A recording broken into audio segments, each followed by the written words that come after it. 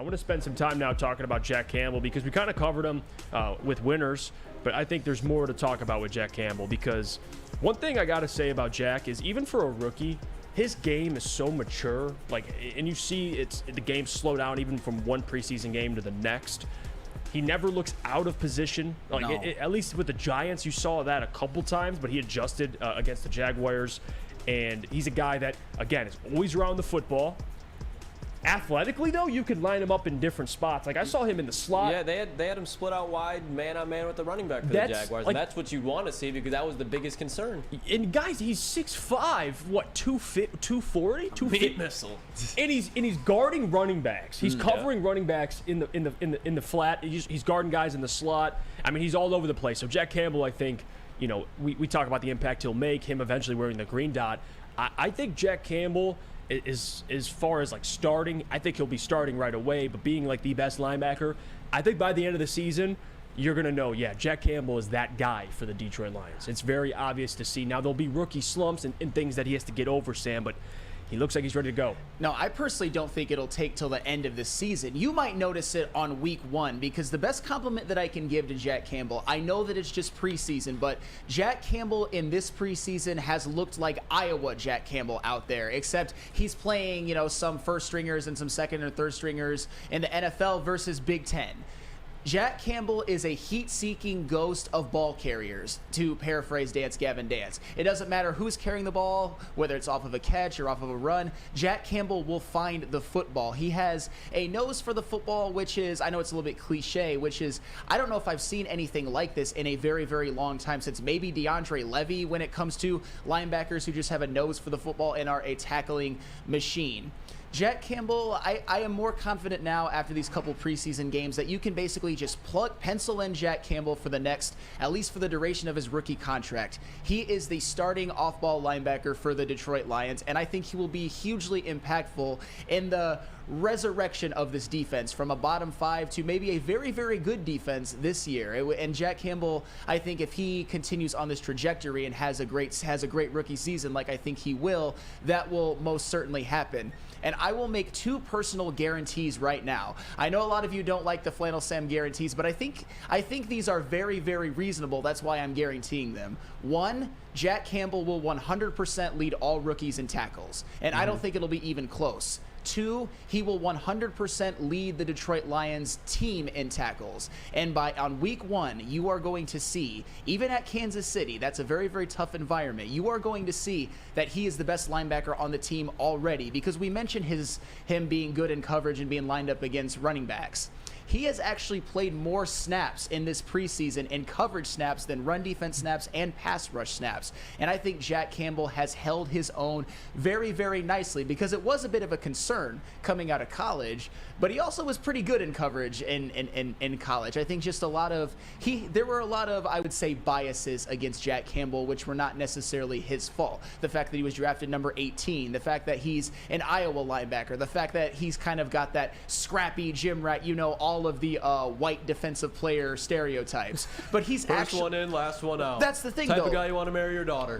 But when you look at his play on the field at Iowa in the preseason, you see how good he is, and you even see how athletic he is. He's gonna surprise a lot of people with his athleticism and his skill, kind of like a certain Lion did last year named Aiden Hutchinson. So far, to me, Jack Campbell has 100% been the MVP of the Detroit Lions preseason and the one who has stood out the most. Yeah, Blade says having 4 starting caliber linebackers is fire. Anthony says, I'm old enough to have watched Spielman in literally every tackle pile in the 90s. Which I feel like, I don't want to say Jack Campbell will be Chris Spielman, but he does kind of seem like that type of player. Every time there's a pile up, Jack's jumping in there. He's always in there around the football.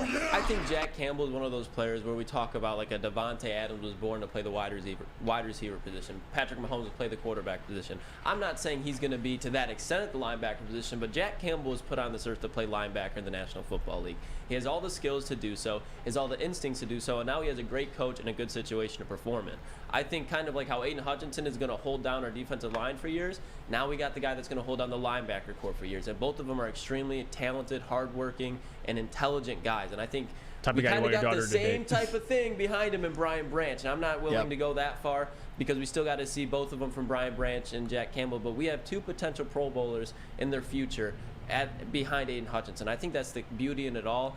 I think when it comes down to it, Jack Campbell is going to be the best linebacker in this class. I know a lot of us, especially, like, I'll admit it, I didn't hate the Jack Campbell pick, but for where it was at, I was like, what are we doing? Sure. And now I think is the moment where we get the clarity for the Lions fans that were like me, who were kind of questioning the pick, that are like, okay, this is what Brad was thinking. I trusted in Brad, but again, I couldn't really make it make sense in my mind, but now it's pretty obvious that we got one of the best players in the draft in Jack Campbell. Jack Harrington says Sam endorsing someone equals Jinx City. Is this true, Sam? Well, I mean, I also was higher on Aiden Hutchinson than I think anybody in this building. I know he was a number 2 overall pick, but there were some questions about him. There were some people who were like, oh my God, the Georgia game. Kayvon Thibodeau's got a higher upside. So I get some things right every once in a while. I would say more than every once in a while. You guys just need to listen up a little bit and not just magnify my mistakes. Well, I'll say this about the whole conversation around Jack in this linebacker room, because I agree with what people are saying, and Hoofhearted also commented this, and I can't find the comment. Oh, there you go. Last offseason, we thought we had 0 starting caliber linebackers. Now we feel like we have 4, which, it's a good problem to have. I wouldn't say they're all, anyone's elite or anything like that, but you got 4 solid guys. Yeah, I would say you got 4 solid guys that pretty much, I think Jack Campbell's obviously the most talented one, but if something happens to Jack where he misses a couple games, something happens to Anzalone, misses a couple of games, etc. with Derek Barnes and Malcolm Rodriguez, you have a guy that's damn near the same skill level filling in for him. I think as the years go on, Jack Campbell will separate himself, but year 1 as a rookie, I think it's a great situation to have. The Lions don't have a stellar linebacker room, but they definitely have a solid one. So at least the question I have, and I'll ask you, Sam, and then I'll go to Lucas on this. For Jack Campbell, how far can he or will he, or maybe he is right now, but separate himself from the rest of this linebacker core? Because there's question, Derek Barnes looks better than he did last year. Malcolm Rodriguez, we know how solid he is. Alex Anzalone is a guy that the coaching staff trusts, but what's the path for Jack Campbell to kind of rise to the top among these linebackers? All right, so I think at the beginning of the year, obviously, it's his. I think he's going to separate himself from the beginning as the best linebacker on this team. I'd say the difference between Jack Campbell and the rest of them, obviously, Malcolm Rodriguez looked very good last year. He had a very good game against Jacksonville. You see Derek Barnes is ascending, and Alex Anzalone had a career year last year.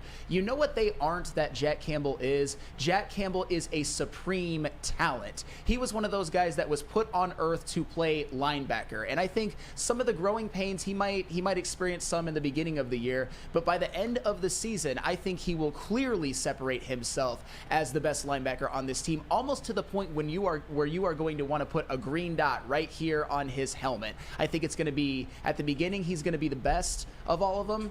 But at the end of the year, you're going to be like, Jack Campbell is like the linchpin of this defense. You're starting off-ball linebacker for at least the duration of his rookie contract, and there's going to be no doubt that anybody can take his position. What about you, Lucas? What do you think? How far can he ascend, or how quickly can he ascend to the top? From the other linebackers in this? Yes. I mean, I think Jack Campbell has all the potential to be a top-tier linebacker in this league, so take that where you want it. I think all of these guys besides Jack Campbell have very high floors with low ceilings. Jack Campbell has a high floor and extremely high ceiling. So when you talk about it, Jack Campbell has the potential, and I'm not discrediting Aiden Hutchinson, but I'm just saying as far as the production that you get out of him, a guy that's going to get 100-plus tackles as we expect, he has the potential to be the face of this defense as well with Aiden Hutchinson. So when it really comes down to it, Jack Campbell he's, in my opinion, definitely going to take over the linebacker room as far as being the most talented linebacker, probably by the end of the season, if not clearly in the next. And he has the potential to be the most talented player on this defense just with his natural skill set and size and his IQ to diagnose the plays. So I think he's going to be one of those guys where before the play, we are going to see Jack Campbell moving everywhere, kind of like how Luke Kuechly did, adjusting the defense, getting him in the right spots. And that's what's going to make Jack Campbell so vital, because not only is he going to be good, but he's going to make everyone around him so much better just because of the football player that he is and the things that he knows about football. And I'll say this about Jack Campbell. I do think he'll be starting next to Anzalone, but Anzalone to me will be linebacker 1 this year.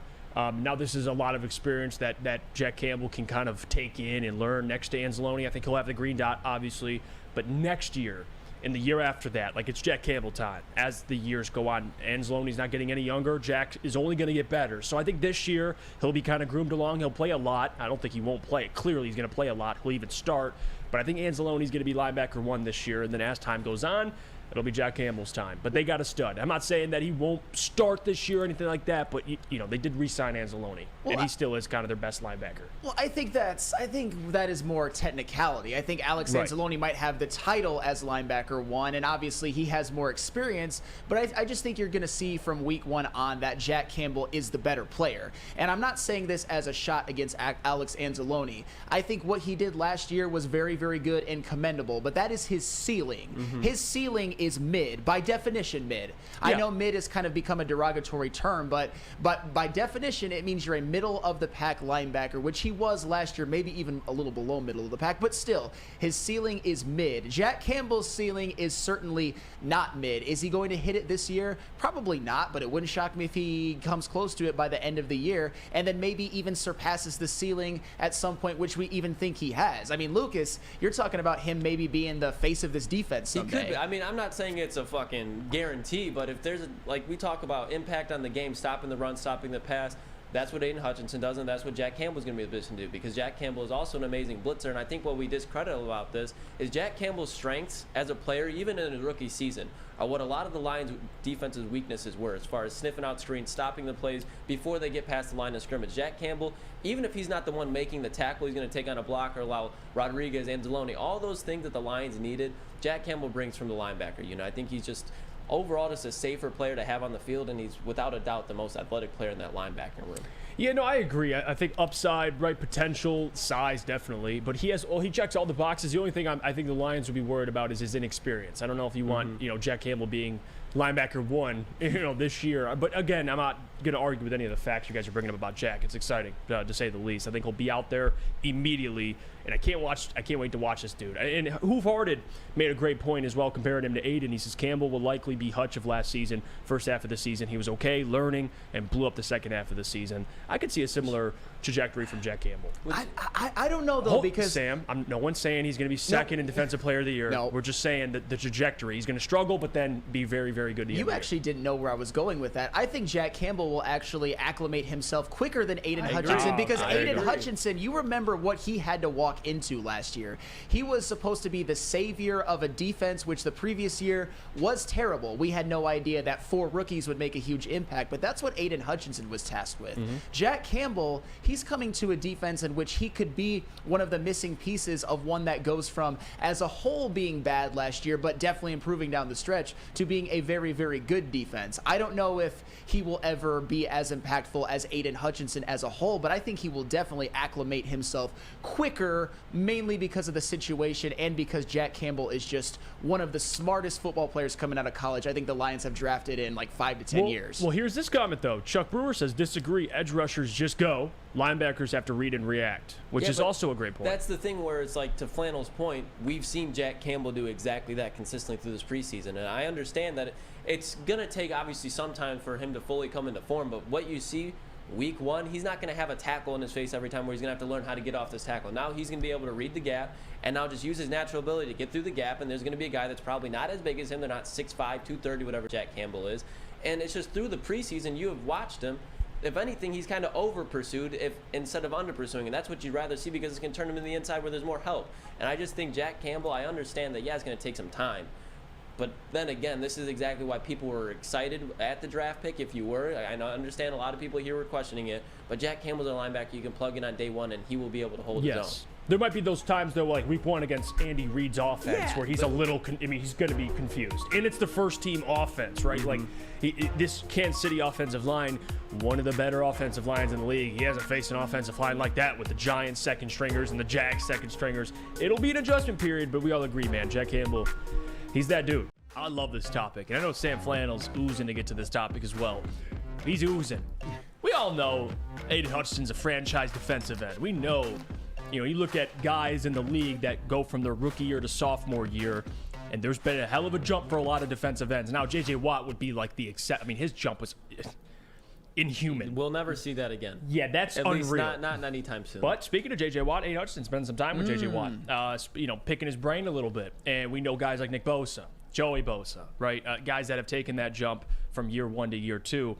My question for everybody today, Porche's record, 15 sacks in a season. That's Lions franchise record right there. And this tweet was put out, NFL rumors. Several scouts think the Detroit Lions, Aiden Hutchinson, could have a breakout season with 15 to 20 sacks. Wow. Hutchinson has been spending more time with J.J. Watt this offseason, picking his brain. Now, the question I have, and I'll start with Sam Flannel on this one.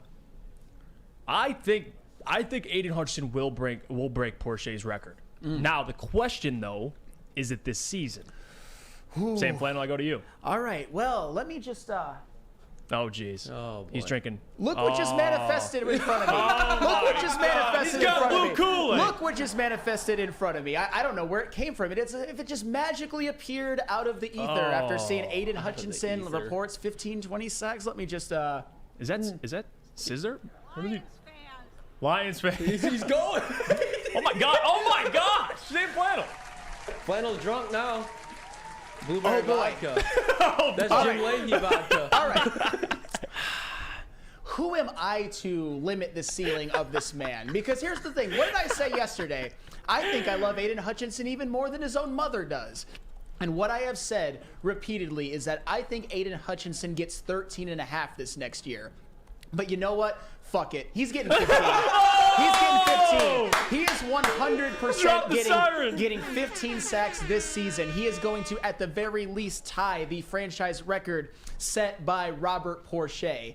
Actually, no disrespect to Robert Porche, but the fact that he has the most sacks of any Lion ever. He is 95.5 for his career, but for his career, he had 5 double-digit sack seasons, but he only made 3 Pro Bowls and no All-Pros. So really? I think Aiden Hutchinson will actually, or no first-team All-Pros at least. I think Aiden Hutchinson will eventually have a better career than Robert Porche. I think Robert Porche is his absolute floor, and I think absolutely Aiden Hutchinson gets 15 this year. I mean, what's the big leap between 13.5 and 15? So I'm going to give him 15. And again, I made a list on why it is extremely possible. So I think Aiden Hutchinson will eventually win Defensive Player of the Year. I think it'll happen within the next 3 to 5 years. And when you look at previous Defensive Players of the Year, you look at Nick Bosa. His rookie season, he had 9. His second year playing, he had 15.5. That's a 6.5 sack jump. You look at TJ Watt, 7 his rookie year, 13 his second year, a 6 sack leap. You even look at, and I'm mentioning previous Defensive Players of the Year, you look at Aaron Donald, who is he plays a different position, obviously, but I think we would all agree that sacks are a big part of his impact. He went from 9 in his first year to 11 his second year. What about Khalil Mack? Listen to this jump. Oh, geez. 4 his rookie year, 15 his second year, an 11 sack leap. And then, of course, the godfather of second-year glow-ups, of course, J.J. Watt, 5.5 to 20.5. So that's obviously godlike. We will never see that again until I'm kidding. Aiden Hutchinson, though, he had 9.5 last year, so it would take a 5.5 sack leap for him to get there. And I think he absolutely could, because I think everything that I've been hearing coming out of Allen Park is he's bigger, he looks more athletic, he's maintained that size, gotten bigger, but maintained that athleticism. He's got better technique, he's more comfortable in the system, and I think that will lead to more consistency because he had some growing pains his rookie year. That cannot be denied. Aiden Hutchinson, believe it or not, had 10 games last season in which he did not record a single sack. And I think this year, that is going to be cut in half. He will be much more consistent, but he will also have a game or two where he pops off for 3, kind of like he did against Washington in the second game of his career. And you look at what Aiden Hutchinson is going to have around him to maybe keep him from being double teamed as much. Listen to this. These are kind of the guys who were expected to be bookend pass rushers last year. James Houston only played in 7 games. Obviously, they probably should have played him sooner, but he only played in 7 games. Romeo Okwara only played in 5. Julian Okwara only played in 10. Charles Harris only played in 6. And John Kaminsky only played in 14. And all of those guys are actually back this year. Right. And then you look at the I'm hoping that they are all at least more healthy, especially James Houston. He's going to be there from day one, probably being the edge rusher too. And then you even look at the interior of the defensive line. You drafted Broderick Martin, who I think will help. I think Aleem McNeil will take a leap. I think that Levi Onwuzurike, although I'm not expecting much, will give you something. And they re-signed Isaiah Buggs, and not to be outdone. How about that secondary that is going to be able to keep receivers covered for just a little bit longer so that Aiden Hutchinson can get home? If you remember, need I remind you that last year Aiden Hutchinson was recording sacks with Mike Hughes back there, Jeff Okudah, Juju Hughes, Will Harris, Amani Oruwariye back there. All of those guys took turns starting games for the Detroit Lions, and Aiden Hutchinson was still able to rack up 9.5 sacks. So for all of that, and also another thing that I think is more important than people think, the Detroit Lions are going to play with a lot more leads this season. I think we will all agree with that. So you know what that means? Teams are going to have to throw the ball to come back. And that means that Aiden Hutchinson can just focus on pinning his ears back and killing the opposing team's quarterback. Yes. So yes, I have not been willing to take this leap until now, but I am calling it this year. Aiden Hutchinson, 15 sacks. And you know what? I'll even go even further. If he gets 15 sacks in a season, he will be in the running for Defensive Player of the Year in his second year. If you get 15 sacks, you're a Defensive Player of the Year candidate. That's just factual, right? Am I wrong? No, you're not. You're in the I mean, if you're getting 15 plus sacks, say you're going to be in consideration, especially if the Lions are winning. I'm not going to doubt that. Now, I'm glad Sam went first. I'm proud of you, Sam. I'm proud of you. Sam drank the Kool-Aid. Yep, drank the blue Kool-Aid. You know, it spoke from the heart. And I do believe Aiden will break the record. Now, will he break the record this upcoming season? I think there's a chance. I mean, he had 9.5 this year, you laid it out perfectly, Sam. There's not really much to add. That secondary he had, the help he had on the defensive line. I mean, this year he's got more help, and he's got a better secondary. So, and he's a year older. He is a year longer in the NFL. Things are going to slow down a little bit. And, you know, as being double-teamed as much as he was last year, good luck doing it. Good luck doing it. Imagine a situation where Broderick Martin works out and he's playing, and he like that's a big boy now. That man is going to demand a double team. All right, he just will. Especially if you have Houston getting loose, like there's more attention. Aiden's going to be able to thrive, I think, in getting 5.5 more sacks. Yeah, it's not. That's not an insurmountable leap, especially when I told you that he had 10 games in which he had 0. Right. He had some growing pains. That's not to be denied. But even during the period where he wasn't playing that well overall, he had a 3-sack game against Washington, and then at the end of the year, when the whole defense was playing better, when he had some of those pieces back, like James Houston, like Romeo Okwara for some games, like Julian Okwara, and even John Kaminsky, and another guy that I didn't even mention, Josh Pascal was another one. He only played 10 games last year, and hopefully he is back healthy and ready to go. So that's my point. As the season went along, he was much, much better, and I think he will have more consistency and more familiarity. Yeah, no, I agree with that. And again, you take into consideration, too, like Romeo Okwara had 10 sacks a couple years ago, and he's already up there on the record book. He's 5 sacks away from Porsche. So think about it. That was 16 games. Yeah. 16 games, everybody. Factor. This is what now the season's longer. By 1 game, stats are going to get misconstrued. And I think Broder he's been talking to me about this for a while now with 17 games and how he can mess with different statistics. I do think Aiden, you talk about 15 sacks in 17 games, and we're not counting it. If you want to go a sack a game, fine, but you're not mentioning what if he gets 2 in a game. Yeah. Hell, he had 3 in a game last year. I think the ceiling, for Aiden Hutchinson, he could definitely get 15 sacks. I don't know if it'll happen this year. Because even a guy like Joey Bosa, his rookie year had 10.5. The next year had 12.5. He still got better. Obviously, his rookie year and Joey didn't even play his entire rookie year. But I think if Aiden gets 13, we'll still be happy. Sure. He's gonna break that record, though, Sam. You're absolutely correct. What about you, Lucas? What do you think for Aiden Hutchinson? Jeff, me and you are in the same boat, pal. I think Aiden Hutchinson, no doubt, he's gonna get that one year, probably even possibility of next year, absolutely. But I think it's going to be the following year that he gets it. I think he's going to have 13, 14, but could easily be wrong. I think just to the point that Flannel is almost bringing up, all these guys are coming back, and I think they are going to have some production, and if they're producing, it's not like Aiden Hutchinson's going to be a non-factor, but I think John Kaminsky had 4 sacks last year, 4.5 sacks. You get 5, 6 this year. Same thing, James Houston. We all expect him to have more sacks, so that's going to take away from Hutchinson. Right. So I think Hutchinson's going to be without a doubt, the best defensive player for the Lions this year. Yes. I just don't know if he'll add up to 15 in 2023. No, that's fair. I mentioned more with the players coming back that it will actually help them because they won't be able to just key in on Hutch every single play because they're going to have a better and more talented edge rushers and defensive line. But, that could lead to it, too. Aiden Hutchinson could take a huge leap as a player, even after having a great rookie year, and the sacks might not reflect everything. But I think they will. I personally think he'll get 15, but maybe he won't. I want to get into some of the preseason action we got to see on Friday. Lions take on the Panthers. Got to see Bryce Young. Yeah. He threw his first touchdown pass to Adam Thielen, Lucas's boy. And for those who can't hear, Lucas said to who. I don't want to hear it. But you know what, though? A lot of guys did show that they belong on this roster. One of those guys, Stephen Gilmore. Oh, my God. Yeah, I think they got a stud in Stephen Gilmore. Yes. I really do believe that. They got a monster game. For people that don't really understand the type of impact he had, for those who are watching the game, you just look at what a guy like Stephen Gilmore did. He had the pick six, obviously, but on top of that, what do you have, 4 pass deflections? Yeah. 5 tackles? And that was funny because his first preseason game we watched, and, Lucas broke down the film, and you can check that out on Woodward Sports on Twitter. One of the things you noticed with Stephen Gilmore, it was simple mistakes. It wasn't like he was out of position completely, but it was simple errors he was making. And Lucas pointed it out. For example, having his head turned the wrong way on the deep ball that he gave up against the Giants, if I'm not mistaken. The Jags. And then he corrects that. And you see him in the following preseason week get even better. This is a guy that I don't want to say I put on the radar, but we talked about a couple weeks ago, and I'm like, Stephen Gilmore, the only really criticism for a guy like Steven is his size. Sure. He's a $175. That was his question mark.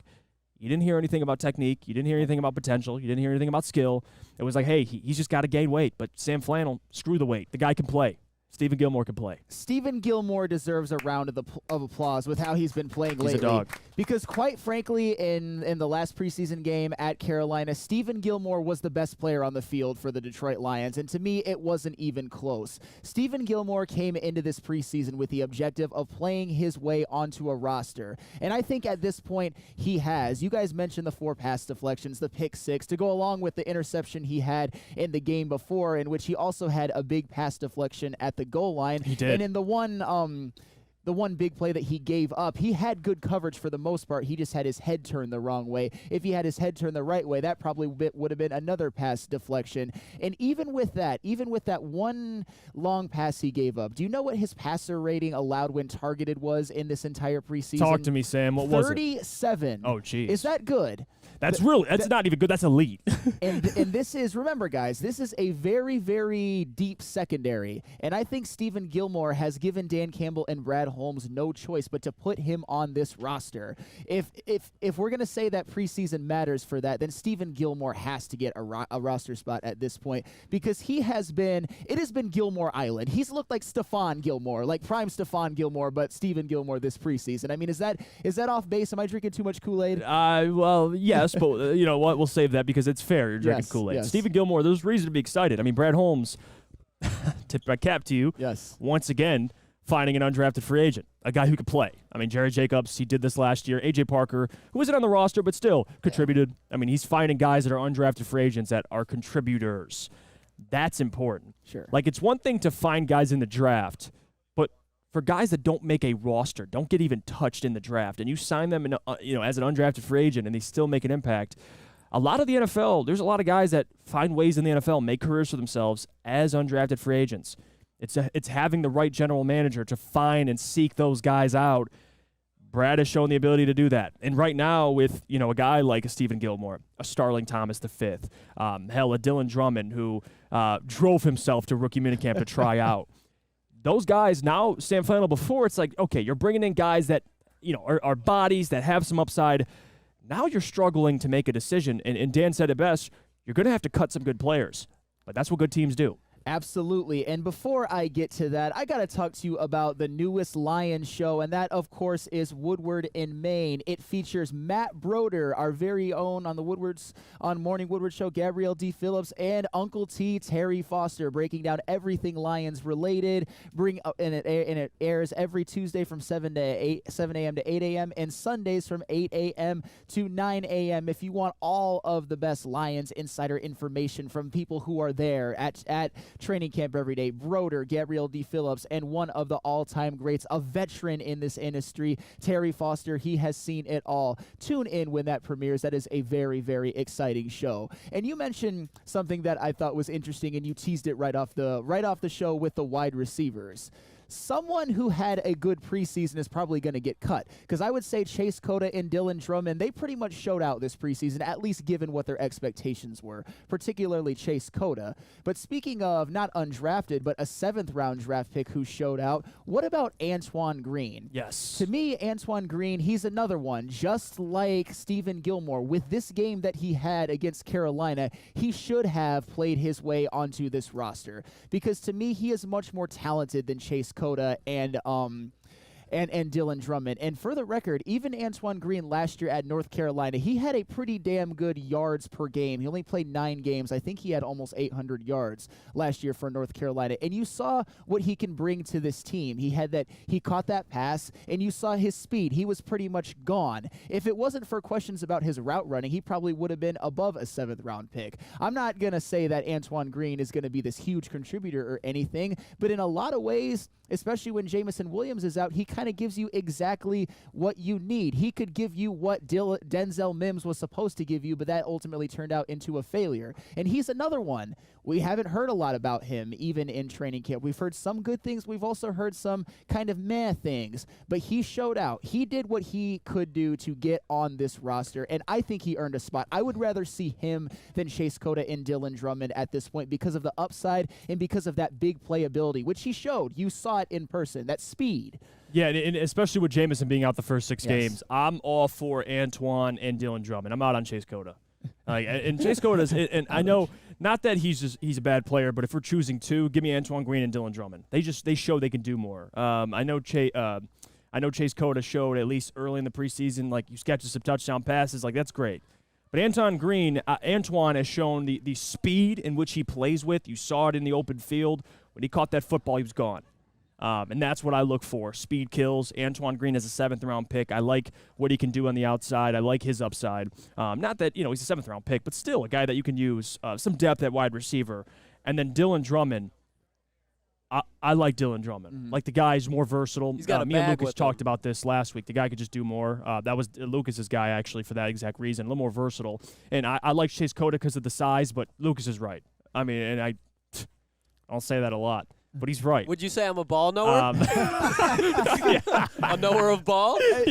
Well, Lucas is right. Dylan Drummond, I like him a lot. Those 2 guys, Sam Flannel, I'm sold on him. Chase Cota, stay on the practice squad. He could be the TK85. He's floating in between the roster and that the touchdown that the he practice dropped squad. on, was it Friday night? That was an ugly drop. Yeah. Like the ball sat in his That was hand for a bad. second before it hit That the was ground. bad. Like you could see the ball, like it stopped moving in his hands, and then it fell to the ground. And that's just, give me Drummond and Green all day. Well, and you can't have that happen if you're Chase Cota. Exactly. Obviously, Chase Cota has made some big plays this preseason. Even the game he played at Carolina, he was, I believe, the 2nd leading receiver in terms of yards in that game. But when Antoine Green shows out, when Dylan Drummond pretty much gives you, for the most part, exactly what you've heard from training camp, but maybe a little bit lower than that. But still, I would probably agree with you. I'd probably take Antoine Green and Dylan Drummond over Chase Cota. Speaking of 7th-round draft picks who I would say maybe played their way onto a roster in this roster spot in this preseason game, how about Chase Lucas?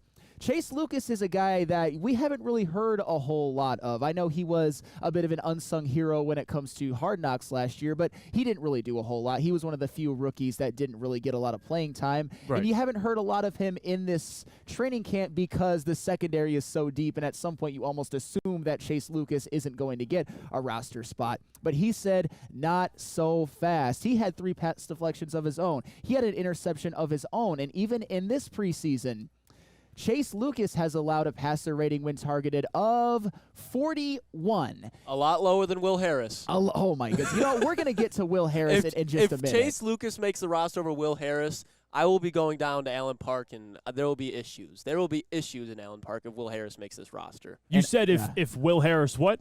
If he makes the roster. Over. Chase Lucas. If he just makes the roster in general. Okay, that. Dude, what has Will Harris done since he's been in Detroit? No, and trust me, I'm not going to sit here and defend Will Harris, but he's at least proven more than a Chase Lucas. Listen, like, and I get he's proven more than Chase Lucas, but I like Chase Lucas, to your point. I do. But Adam Thielen, during this preseason game, they threw a back shoulder fade to him. He dropped it. Threw his hand. It was a dot by Bryce Young, and they were targeting Will Harris. You know what they said? Two plays later, we're going to load it up and do the exact same thing. Adam, you're going to catch it this time is for a touchdown. I don't see what Will Harris can contribute to this Lions defense that he has not tried already. He's already switched his position. They've already tried to make this guy work. Yeah, no, you're right about that. It has not worked. The only thing he's done is force a fumble. I think it was against the Giants last year. Yeah, no, and trust me, you're not off on that. Will Harris, he's an experiment that just continues to fail, and it's insanity. It's sanity. Trying to do the exact same thing, but getting and expecting a different result. Yep. And obviously the Lions have gotten the same result. Will Harris turns out to be burnt toast. Let's get to some over/under for the Detroit Lions player props. Lucas, can you lead us off? Oh, yeah. So Booner cooked these up. I'm going to go ahead. I'm going to list the odds, the lines, and then we're going to go around the room, get everybody's opinion. So the first one, we're going with Jared Goff. Jared! Over or under 24.5 passing touchdowns for 2023? Hey, Broder, you want to start us off? Here we go, Broder. Goff's your boy, Broder. Read me that question again. I'm sorry. Jared Goff. Yes. Over, under 24.5 passing touchdowns. Oh, over. Over? 24.5 passing touchdowns? What do you have last year, 29?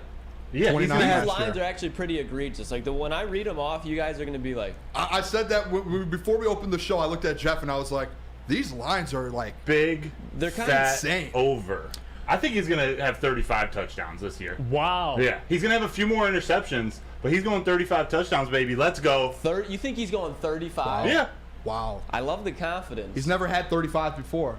Last season, with the top 5 offense, he didn't have a running back that he could throw the ball to take it to the house. DeAndre Swift had a couple good games, but we've got David Montgomery and Jahmyr Gibbs just thrusted into that offense. Is that a fish thrust? That was a fish thrust. Oh, fish! Come on. Wait, one sec. He said 30. What?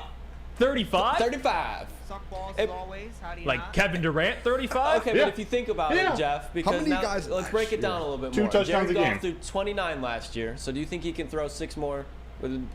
First, let's get the line question. So 24.5 over under, and then do you think he's going to get 35 by the end of this year? That's tough. That's tough. And the reason why it's not that, because people, relax for a second. Everyone's going to be like, well, you don't believe in Jared Goff. Hold on.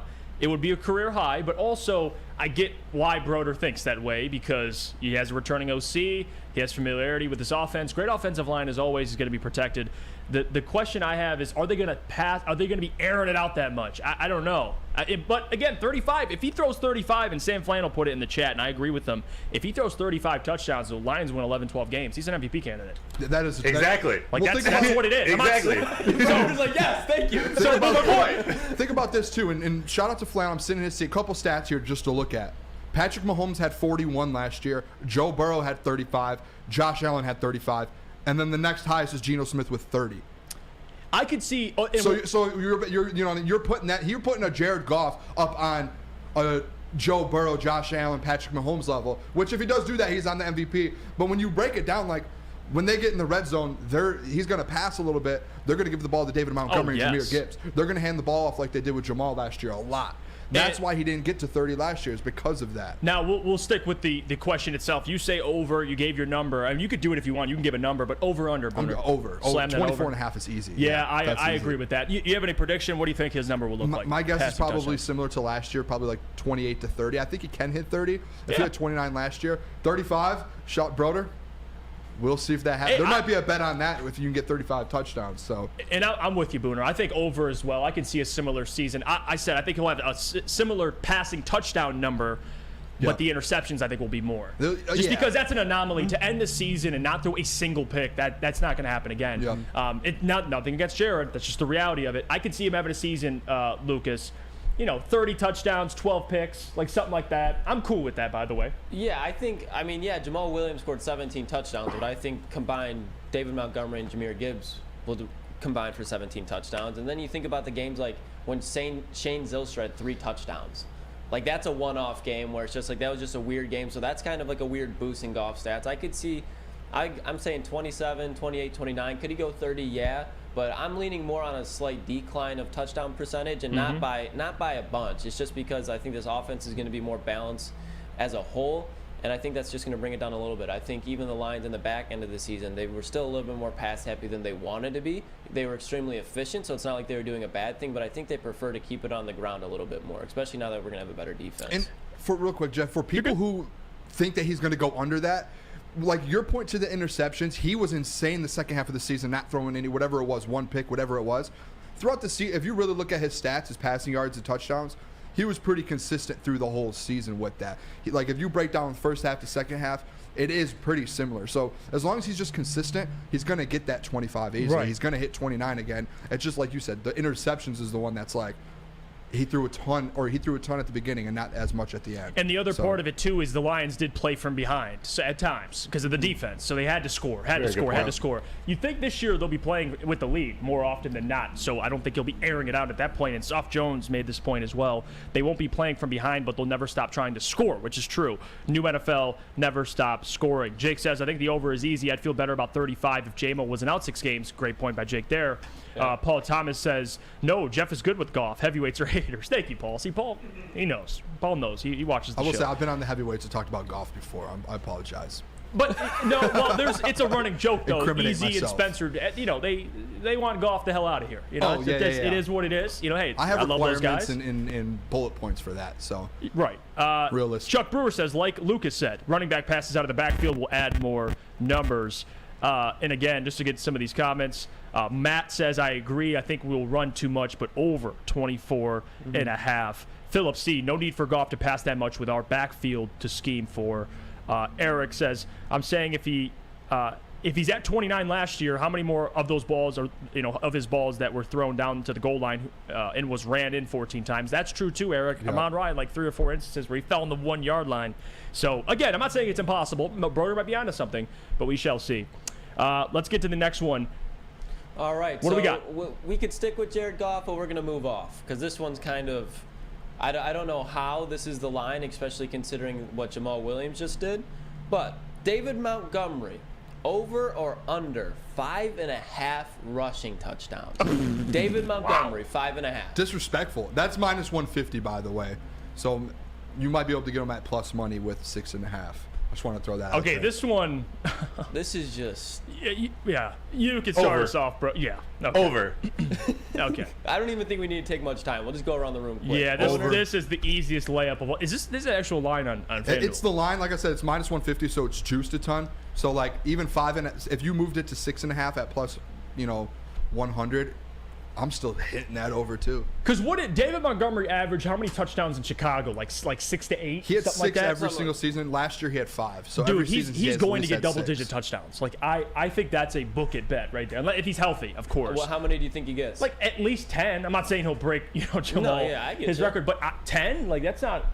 I think that's reasonable. For the sake of this question, was it rushing touchdowns that they said? Yeah, yes, rushing. Okay. I definitely think 10 combined in the passing and the rush game. And I do think, Jeff, too, there is a player prop for him to get 10 touchdowns. I'm pretty sure it's like plus 400.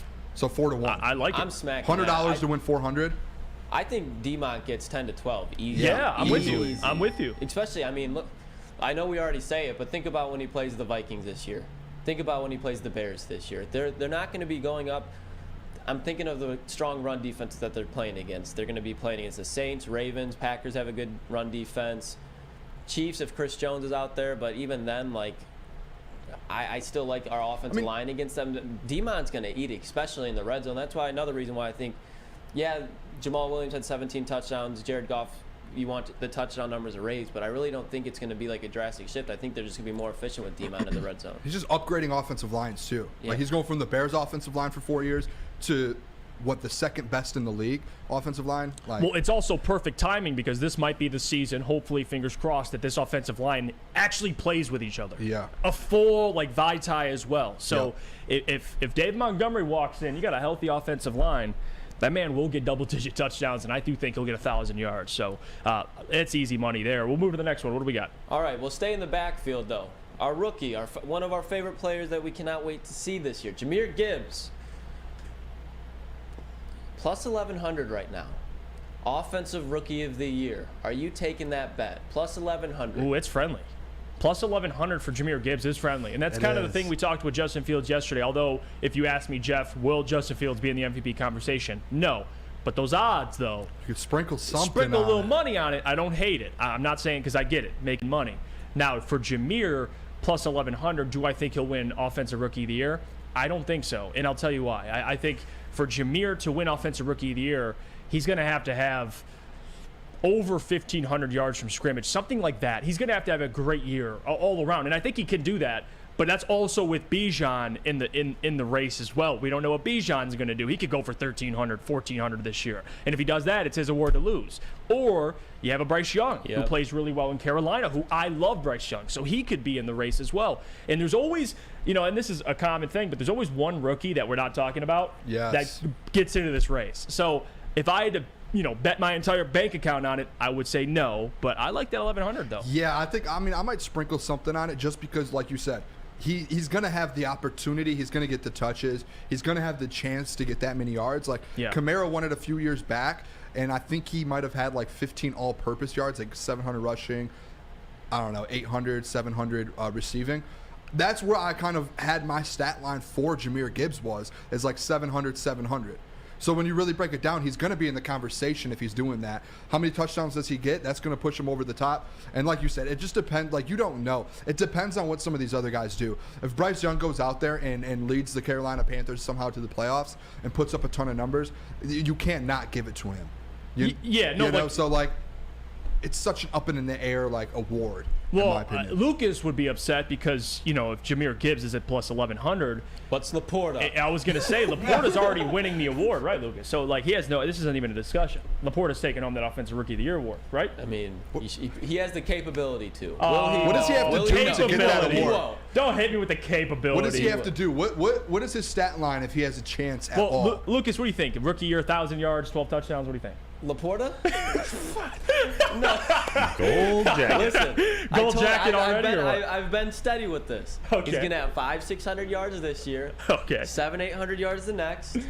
800-900, and then that's when Kelsey's going to be on the decline, and that's when the changing of the guards is going to be, okay?